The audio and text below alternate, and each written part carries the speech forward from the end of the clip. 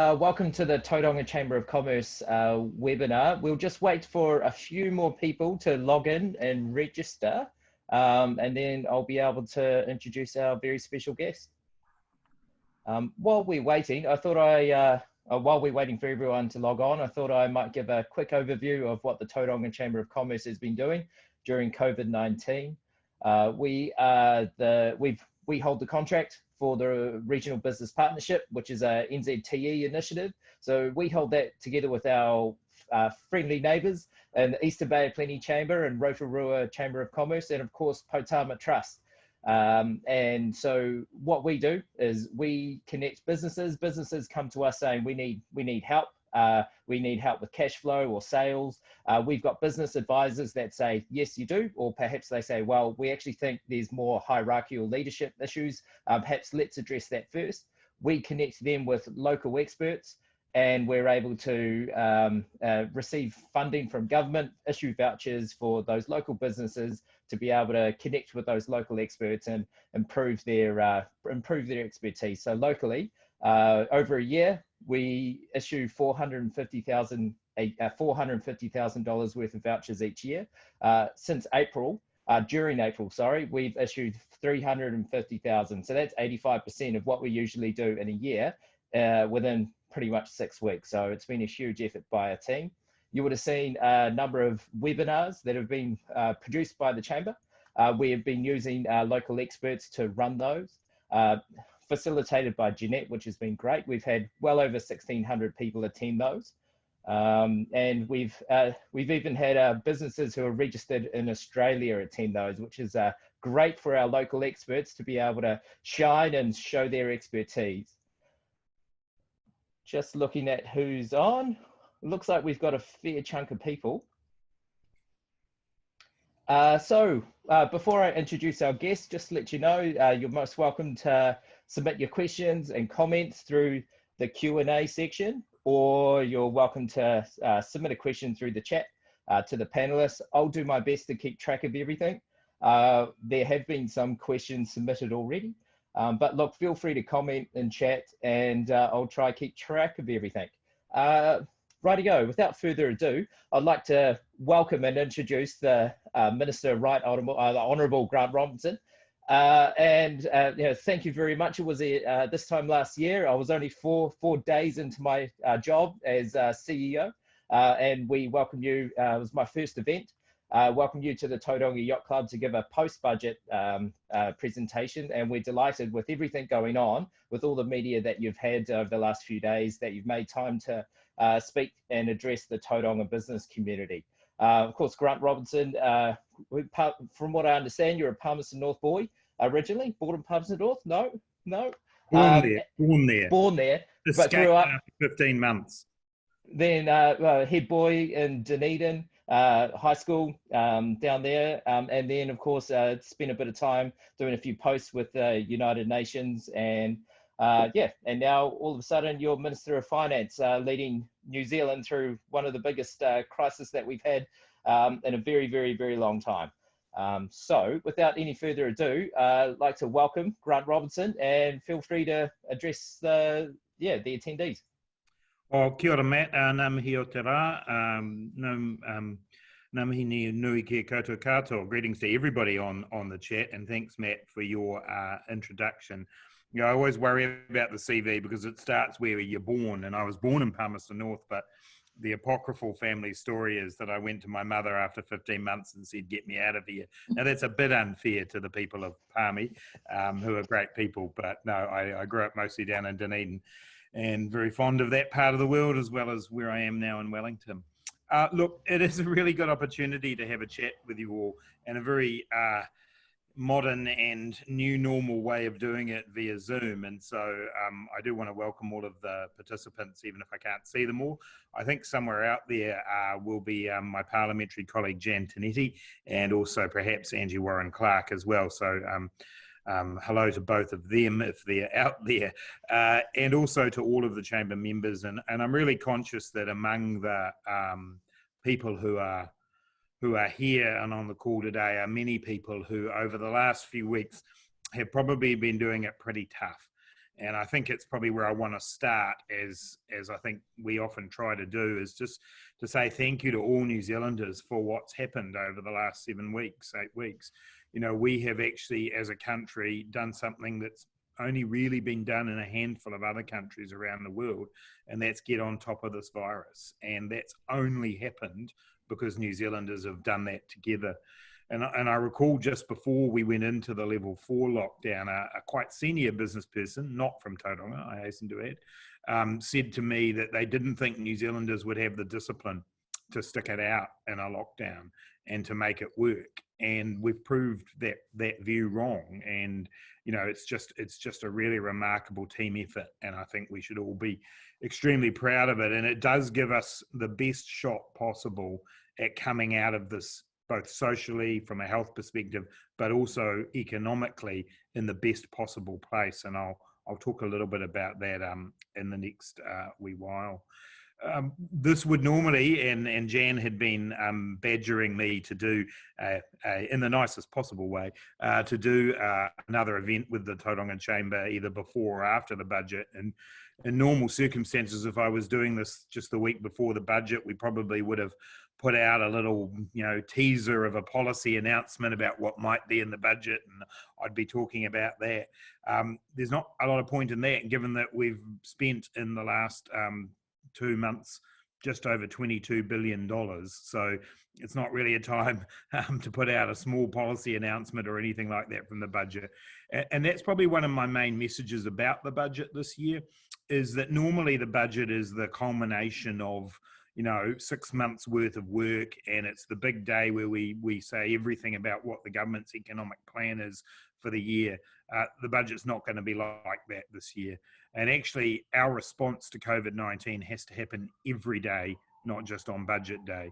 And so the budget day will be a staging post. It'll be a time for us to give a sense of the direction of travel of our response and our recovery and our rebuild. But actually our job, just as it is for every business out there, is to work hard every day to make sure that we all get through this. And so the budget's very different in that regard this year, and it will, you know, it will be part, as I think I stole a phrase from John Key in my speech yesterday, part of a rolling mall of initiatives to support New Zealanders, households and businesses to get through this. And we understand that. We understand that businesses are fighting every day, and we're going to be fighting every day to support lives and livelihoods in New Zealand. So when I do talk about our response to or our approach to COVID-19, it's basically got 3 parts: respond, recover, and rebuild. And obviously, you'll all be aware of the response. The immediate response has been a public health response, and I absolutely stand by the fact that that is the best economic response in the first instance. We can go back to history if we want to find examples of that. The 1918 flu epidemic, when there's been a number of studies done, particularly in the United States, where the states that went hard and went early, as we're doing, were the ones that recovered from that more quickly than those that perhaps yo-yoed up and down between restrictions and had to go backwards and forwards. And the Prime Minister used the metaphor of Everest yesterday, which is that for 2 reasons. One, we're on the downward journey, having reached the peak. We don't want to have to climb back up again, but we also know that the downward journey can often be as tricky as the one going up. And so we have to do this once, and we have to do it right. And I really thank New Zealanders and the businesses on this call for the fortitude in actually saying, yep, we're going to take that approach. I'm obviously fully aware that taking that approach is not without cost and not without pain. And when you have businesses that aren't able to operate at all, in many cases for 7, 8 weeks, that's enormous pressure, let alone trying to rebuild in a very different kind of environment. And so there are no costless decisions in this situation, but I back the ones that we've made. And we have got on top of the virus in a way that many other countries haven't. Ourselves in Australia and a handful of others like Hong Kong, Taiwan, Korea have managed to do this, but we only need to look to the devastation of the US and in Europe to understand just how bad this could have been. And so we are in the best possible place in terms of our response. As you know, our response has been unprecedented in terms of New Zealand's history. On the 17th of March, which feels a long time ago, we put out our first package. That was the $12 billion package that included the wage subsidy scheme, some income support for low-income New Zealanders, the first round of our business tax changes. And just to remind people of that, that brings in building depreciation for commercial buildings, which is, I know, something that has been industrial buildings. So we'll bring it back after it was taken away by the previous government, something I know that people were really keen on. We've also obviously through that time had support packages for particular sectors. And one that I don't think we've probably talked enough about actually is the aviation support package. We identified very early that we were going to have issues with supply chains for our exports. And so we've actually put in place a $330 million program to ensure that there are cargo flights going in and out of New Zealand. It's a market-led initiative. We've had bids come in, we've approved a set of those, there'll be more to come, and then that means that exporters can be certain that those supply chains keep going. And actually, our exports are going all right at the moment. Between February and April this year, actually, we were doing better than we were in 2018. And so, in terms of the region here, kiwi fruit, apples, going really well. Manuka honey going really well. Meat and dairy holding up. So that gives me some hope that as we go forward from here, the exports that we're well known for are the ones that people want in the world, and that gives us some basis to be able to build our recovery from. A big core of our response, as you all know, has been the wage subsidy scheme, and I've already seen a couple of questions pop up about that, which we'll come back to in a tick. But that wage subsidy scheme has done the job we asked it to do, which was keep people in employment and attached to their jobs, to give employers some time to plan and think about how they're going to do things differently, and give employees some security and some income. Obviously, it's had a few critics in recent times, but I stand by what we did here because I know the approach we took saved jobs. And for those who may have misused the scheme, we are auditing them, and dozens of firms are now being told by MSD, you have to pay money back. And I'm very pleased with the transparency we put in place as well by publishing the names. That has highlighted one or two firms who perhaps have now looked in the mirror and said, you know what, maybe we didn't need this, and they're paying it back. But overall, I think that scheme has been hugely important. The question's already been asked, and I'll just address it now about the future of it. Clearly, as we return to a greater sense of normality, the idea of a very, very open, broad brush scheme is less either necessary or desirable, in the sense that many firms are actually now getting back trading well, generating income. But obviously there'll be some that aren't. And so the work that we're doing at the moment is what comes next after that broad brush wage subsidy scheme. How can we target it better to make sure that for those firms who either continue not to be able to trade as we move down the levels, or are in sectors that are just so affected that they need some more support. Targeting is a difficult exercise. We all know, for example, that the tourism sector has been greatly affected, but how do you judge who's in a sector? In Kaikoura, a tourism town, is the service station owner in the tourism sector? It becomes a really difficult thing to be able to judge. So we're working our way through at the moment on how we can target it. Bear in mind the scheme itself was already targeted in the sense that you had to show a 30% reduction. So there are ways that we can do that. So we're very well aware that actually there will be a need for further response to support businesses and workers through this, and we're working on the details of that now. In the meantime, of course, we've brought in other parts of our response, such as the small business cash flow loan scheme that we announced late last week, providing up to $100,000 to businesses of 50 FTEs or less. We think that scheme will be very useful. It will be interest-free if it's paid back in the first year. It doesn't require personal guarantees or securities. It's got a very low interest rate for a 5-year term of 3%. And we think that's a good balanced way of getting support to viable firms to be able to carry on and meet fixed costs, for example. So we think that's a very important scheme that we've added in, along with all of the other bits and pieces. So look, the response phase, I could talk a lot more about the many other things, from health to education to what we did with Air New Zealand in terms of making sure we still have a national airline and a range of other supports, more than $20 billion. And that amount of money is, we do need to think about what that looks like as that's more than 6% of GDP in just a few weeks. So that has been a significant response, but I'm very confident it was the right thing to do. The next phase of what we're doing is the recovery phase, and we've got more than 400,000 people back to work under level 3. If we can get ourselves to level 2, hopefully as soon as next week, we bring more people back in, more industries back in. I think people would have been pleased with the announcement of the shape of level 2 yesterday, in particular tourism, and making sure that we actually can get that domestic tourism industry going again. We've learned a lot about what we know about the virus, how it transmits itself, which means we can be a bit more comfortable with different types of activity taking place, but also in other areas, particularly that mass gathering area, we know we've got to be cautious because that's where our clusters of cases have come from in the past. So we know we'll have more people back at work next week. So what we now move towards is, as part of this budget, is making sure that we focus in on the sectors where we know there have been real issues. And those sectors range around from things like tourism and retail and so forth, through to actually things that are really important both to our economy and our society. And I'll give you an example, being the arts.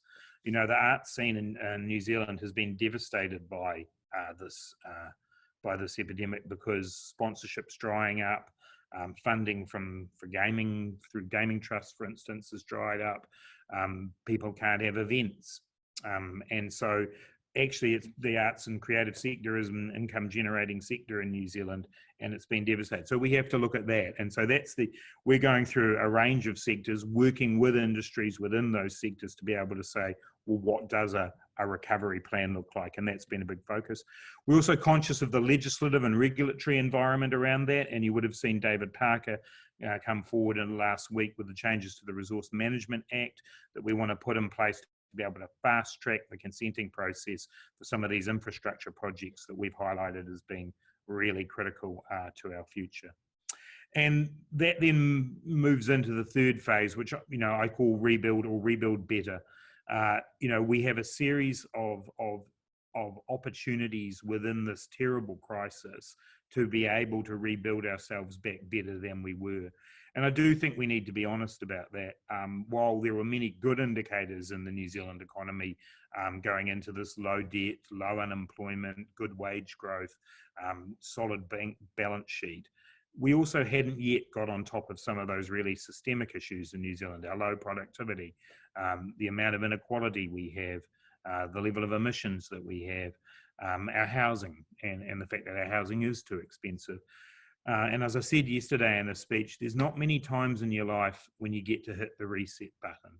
But for New Zealand, we now are at that point, and we want to take that opportunity. It's a privilege we'll have that other countries won't, as they continue to grapple for many, many months with restrictions and with the virus. So we need to not squander that opportunity. And so we'll talk a little bit about that sense of direction in the budget next week. But for today, I'll just very briefly, conscious of wanting to give some time for questions, I'll just really briefly run you through the kind of areas that we think are significant, both in the recovery and the rebuild phase. And the first of those I'd identify is infrastructure.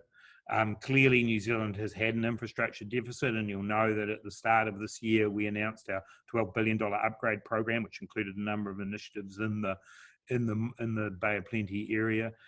That's rolling out. We'll have more expenditure in our health and education systems in the capital space, as you would imagine.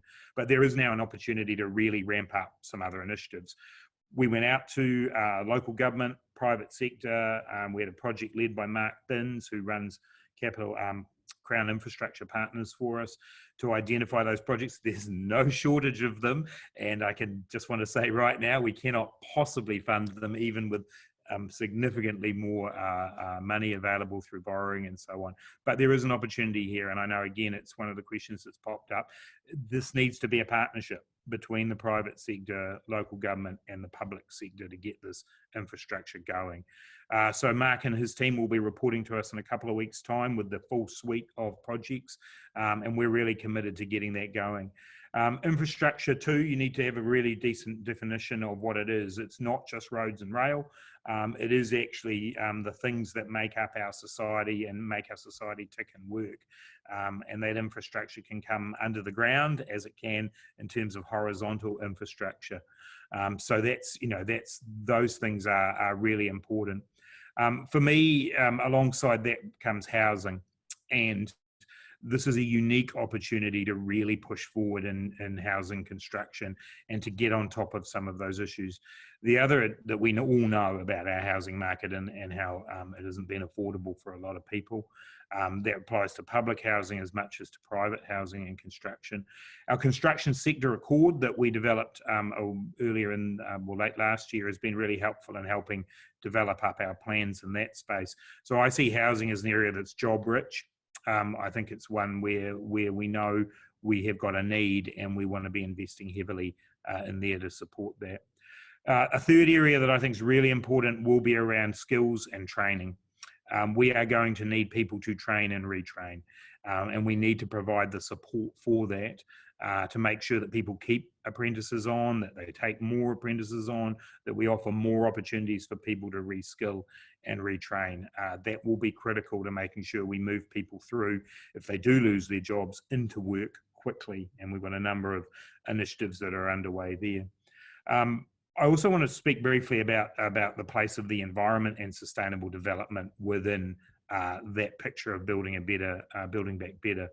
And it is absolutely clear that for New Zealand, this was a core part of our plans anyway. We want to live up to our clean green brand. We want to be that low carbon economy.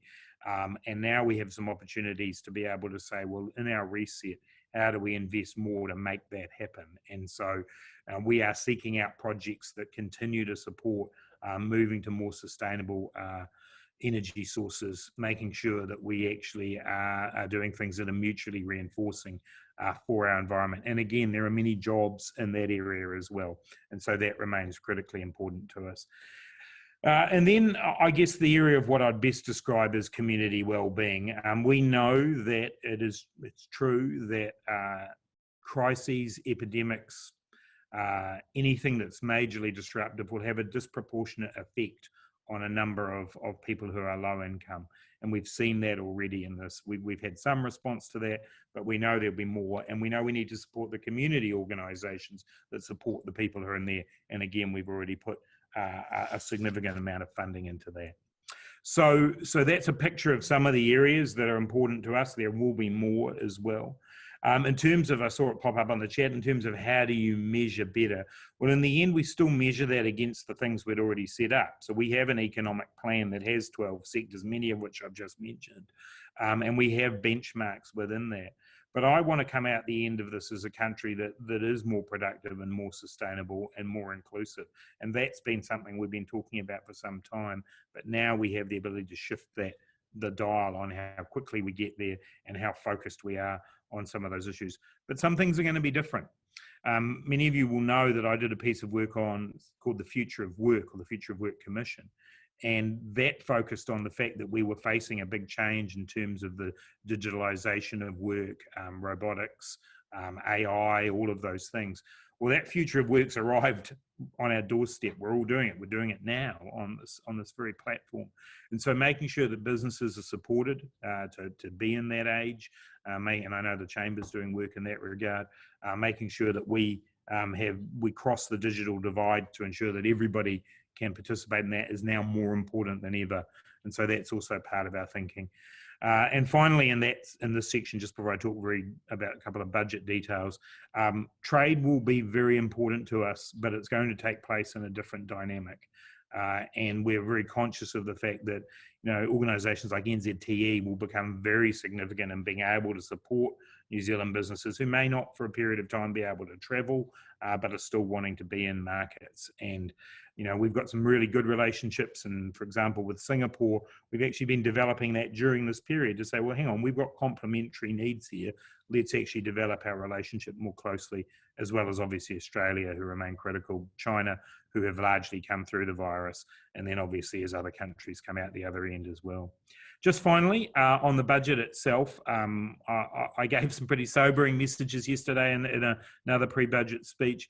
It will be obvious to everybody that rather than talking about rates of economic growth at this budget, we will be talking about the contraction of the economy, just as every other country in the world will be as well. So we will see, deficits. We will see unemployment rise, but we'll be doing everything we can to limit those. And we will see our debt rise, because our debt is, as a country, has to absorb the spending we're doing that is so important and so necessary at the moment. The great news is we come from an incredibly strong starting position.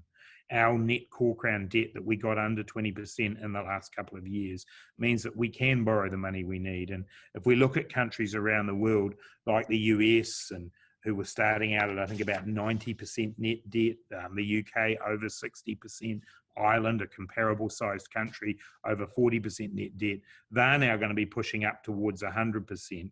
We are starting at 20, and so therefore we've got the room on our balance sheet to do this. In the future, we will have to return to a more sustainable fiscal path, and that will be an important issue for us to address. But for now, we are in the position to be able to do this due to the hard work, not just of my government, but the ones that have come before us as well. So New Zealand will be able to manage our way through this, but the government's books will take the hit that you could imagine it would in this way. So look, I'm confident about where we are as a country. We face huge and enormous challenges. This is a 1 in 100 year disruption. And so it will take us time to get through it, but I believe New Zealanders have shown that they can, and that we will build on that, build on our existing strengths, make the changes we need to make, and we'll all come through the other side with an economy that's prospering and delivering to everybody. Thanks, Matt, and happy to take some questions. Wonderful. Look, thank you very much for that, Minister. You do have a meeting with the Prime Minister, so you do need to be gone by 9:15. So we've got roughly about 15 minutes, and I think we have seen quite a few questions come in about the wage subsidy and extensions and other things. It sounds like you did address that in your speech, that you're considering all the feedback. And unless there's anything further that you would like to add, or will that all be announced next week? Sorry, Matt, I just see a question that Andrew Moffat's just popped up about whether we want people to pay the unused portion back. Yeah. As long as the subsidies are being used to support people's wages, and as long as you were eligible for the scheme, we are not requiring people to pay that back. We want it to be used to support people's wages. Some businesses have said, actually, we didn't end up with a 30% drop in our business as we thought we might, therefore we're paying it back. But the reason we did it based on a 12-week basis was not to do with any particular epidemiological reason. It was to give people breathing space. And so therefore, use the subsidy for the purpose that it's intended. And if that allows you to do other things with other revenue that you have that you're now generating in your business, then that is a good thing. Great. Okay. While we're talking about businesses and potentially microfinancing and other things for small businesses, any ideas around GST and using that, or deferrals, or any further advice you would want to give about that? Or is that for next week? Yeah, I was going to say that we'll have more to say about a variety of topics next week. I'm a bit loath, I just have to say, around the GST issue, because one of the issues we've got with changing rates of GST is whether or not that actually gets passed on to customers, to consumers. It's all very well to say that you're going to cut GST, but that doesn't necessarily mean there'll be a direct benefit. So I'm not as focused on that. The other issue with changes to the tax system of that sort is that they do have quite long lead times in implementation. And so, we're a bit more focused on what we can do in the immediate term and those medium-term recovery packages. So no, that's not on my radar at this point. As we move forward in into the sort of longer term recovery. Obviously, we will be thinking about the role of the tax system, but those decisions are a little bit further down the track. Before we get on to some bigger topics, one final thing from an employer's and employee's perspective is around everyone's going to be hyper conscious around the flu season and people staying at home while sick. Kiwis traditionally like to soldier on. Will there be any further support? Yeah, look, we've had the essential worker leave scheme going, but I don't believe that at this stage we're going to look at extending that particular part of it. The good news when it comes to the flu season is, judging by where we are at the moment, we're going to have a record low in terms of flu.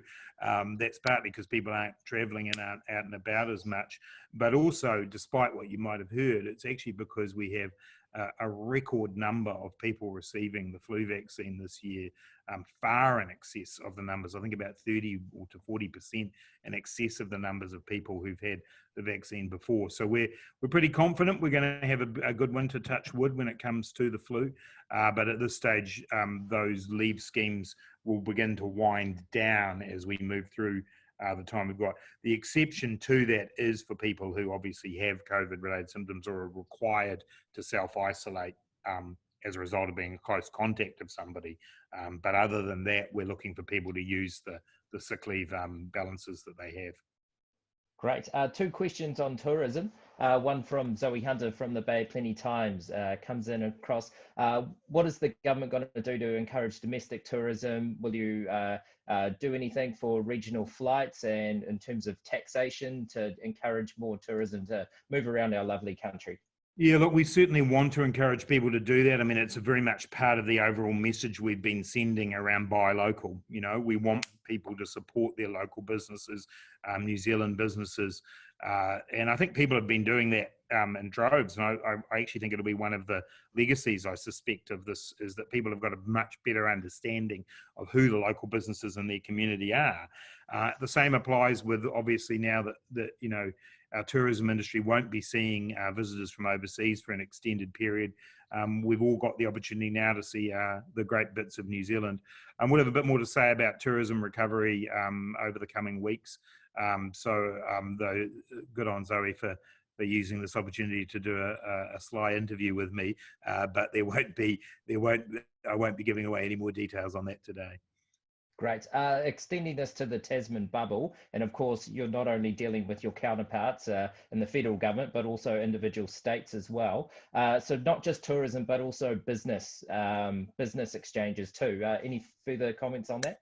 Yeah, look, I think that will be, I mean, it's a very astute question, actually, because the big focus for everybody has been, you know, can they go for a holiday on the Gold Coast? But actually, it's also about those economic relationships that we have with Australia. And, you know, we know it, alongside China, it's our biggest market. Many of our businesses, their first steps into exporting are into Australia. They set up over there. So yes, you know, that to me would be one of the advantages of the bubble, is that we could actually facilitate that kind of work even more. And it's in a funny way, it's almost an extension on the last comment I made, that again, we start to see our most important external relationship in a slightly different light, given the success that both countries have had. Matt, I just seen another question here from Rob Dory around a related topic around this international stuff, which is around NZTE. And I just want to stress that, you know, we are working very closely with NZTE, with Callaghan Innovation, and others around making sure the investments that we've made through support programs run through Callaghan, run through NZTE, can be sustained.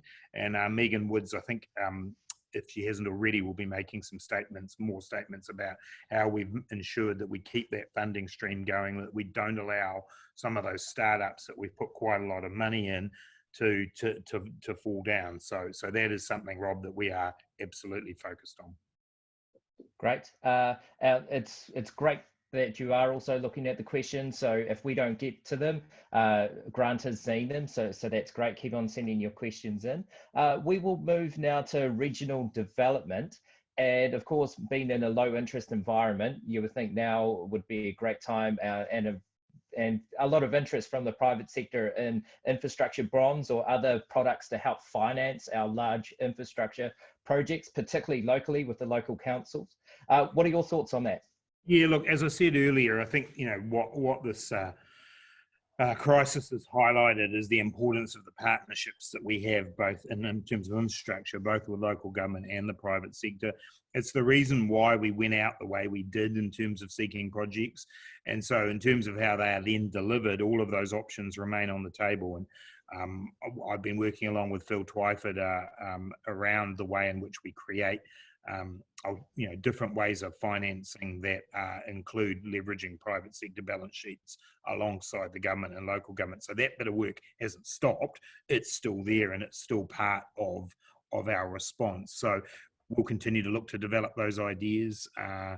Obviously, within the bond market at the moment, there's some interesting times around, but at the moment, you know, we will continue to work on alternative financing means to bring the private sector in alongside government to get that infrastructure humming. One of the things it's worth noting, I think, probably at this point is the phrase shovel ready is probably one of the more overused phrases in New Zealand. And the issue is that something that everyone wants to be shovel ready still often has to go through, you know, you have to buy the land, you've got to get through the consenting. And as I said, we're making some changes to the RMA to make that easier. But the immediate, you know, we've got to place infrastructure in the right part of our recovery. You know, we've got the immediate response, we've got the medium-term recovery, we've got the long-term rebuild. The reality is infrastructure just takes a bit of time to get on board. Having said that, the big New Zealand upgrade program, because we made those decisions in January, we're able to push on with those and get them going as quickly as we can. Great. More about that. It came up yesterday during our expert panelist discussion around what is our infrastructure approach? Is it with $100 billion worth that was applied for? Is it going to be spread evenly throughout the regions, or is there some sort of New Zealand plan that will help drive our growth? Oh, look, you know, we still have to make these decisions based on need and, you know, where we can get the best bang for buck from what we're doing. Infrastructure projects are, you know, the stuff that's come through to Mark's process is nationwide. And we're really conscious of the fact that the regions of New Zealand continue to need our support. Obviously, through the Provincial Growth Fund, we've had a lot of projects that have been developed. NZTA have been doing them, Housing New Zealand, and I know there's interest in more housing development in the Tauranga and Bay of Plenty area. So we will be looking at regional spread, yes, absolutely. But obviously, we also want good projects and projects that are going to deliver jobs and that are going to be useful for improving our productivity and our sustainability. Great. The Bay of Plenty has been a great example of mobilising a lot of tourism, hospo sectors into the horticulture sector. Have you any further thoughts on incentivising, the tertiary education and particularly re-education, the fees free as quite a blunt instrument across the whole network? Will that become more targeted? Yeah, look, as I said in my introductory comment, that whole issue around skills training and retraining is top of mind for us. And we clearly want to make sure that we get people working in the sectors where we need the workforce. So we'll have more to say about that again in the coming weeks and months. But it's clearly going to be one of the critical elements. I mean, it is, you know, we've said from the beginning of this process that we cannot save every job or every business even within this. We're doing our best to cushion the blow. But when people do find themselves in the situation of having to change jobs or even careers, that is where the government comes in to provide the opportunities to do that, provide the support while you're doing that to get on and retrain. So we recognise that's an absolutely critical component of what we do. And obviously we have to develop those plans alongside the industry bodies and sectors and employers. And just worth noting on that, you know, I think the work that we've been doing to reorganise our politics sector is very important here. The establishment of the New Zealand Institute of Skills and Technology means that we can move more swiftly, I think, to get those changes in place. We're going to be having workforce development councils, regional skills leadership groups alongside the development of that. And that's a critical opportunity to make sure that we match up the training and skill development with the need. And, more important than ever, the mention of the horticulture industry just, does twig in my memory that we are looking subsector by subsector through primary industries to say where are job opportunities here that we can help redirect people to. And I'm not sure if it was an apocryphal story or not, but I did hear that a large number of the people who were working at Robertson have, when that's shut down, have gone off to be part of the horticulture industry and doing some of the work there. And I think it's a good example of, in a temporary sense, industries working together, but also maybe gives us a bit of a guide to how we can support people to redeploy. Great. We'll see if we have one further question after this, but another question that came up, the expert panelists yesterday was around what is our 50-year plan around this massive debt. You spoke of potentially an envelope of up to $50 billion. I know there's a lot going on and you're focusing on the immediate fire at the moment, but I suppose, what are your initial thoughts? Because Helen Clark was in the media recently saying trying to pay this off in 10 years will just require so much austerity, it wouldn't be sustainable. So, and of course, what that means for businesses and business tax, and whether there's a perception that the community, that the businesses have been bailed out. Yeah, look, it's an important point to make that our focus continues to be to support New Zealanders to get through this and to recover and to rebuild, and that will require an extended period of investment by the government. It won't surprise you to learn, Matt, that I'm not a fan of austerity, and actually I do think I've said for some weeks now that us paying this back will be something that will be carried by us for many, many years. But that's because we have to do this in a way that's sustainable and doesn't repeat the mistakes of the past. And my view is that we have seen at different times in our history different approaches to dealing with a major crisis like this. And I said on the 17th of March, when I gave that speech, that I tend to look more towards the first Labor government's approach to how to deal with, in that case, coming out of the Great Depression, than I do to some of the more austerity-based returns that I've seen in my lifetime. So, yeah, look, we will be working on that plan now. I would say one thing that, I'm required by the Public Finance Act to produce projections for things like debt levels and so on out to 10 years. I think if you asked any economist at the moment, they would say that 10-year projections in the environment we're in at the moment are just about impossible. So I do think we've got to take our time a little bit over this. Yes, we will be returning to a more sustainable fiscal path. Yes, we will need to pay down our debt, but we will do that in a way that continues to support New Zealanders' livelihoods. Great. And it looks like just one final question. We were lucky to dodge SARS and MERS. We unfortunately had COVID-19 hit our shores. There's likely to be another pandemic in our near future, or sometime within our lifetime. Would you support a review of the government's approach just to make sure we're prepared for next time? Oh, look, gosh, yes, I imagine there'll be a number of reviews, actually, and I think, that will be important to be able to assess how we did.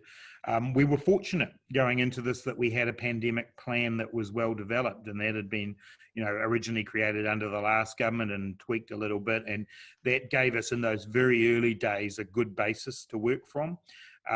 But each of the viruses that have just been mentioned have been quite different in their own way, and so a pandemic plan can only go so far for the way that different types of viruses shift and change. And so, yes, absolutely, there'll be reviews of that. We have to constantly ensure our health system is up to pace, and we've learned a lot about this. The health system and the people who work in it have held up really well through this, but there are always going to be things that can be improved and reflections that we can take. So I have no doubt there will be more than one review of what we've done. Oh, wonderful. Look, I certainly don't want to receive a letter from the Prime Minister telling me off for keeping you too long. Thank you very much for your time and for the 100 plus attendees that joined us. Look, thank you very much, Grant, and you're welcome back in Tauranga anytime. Cheers, and I look forward to being back with you in person as soon as we possibly can. Thank you. Wonderful. Thank you very much, Grant. And thank you very much, everyone. That's us. Thank you.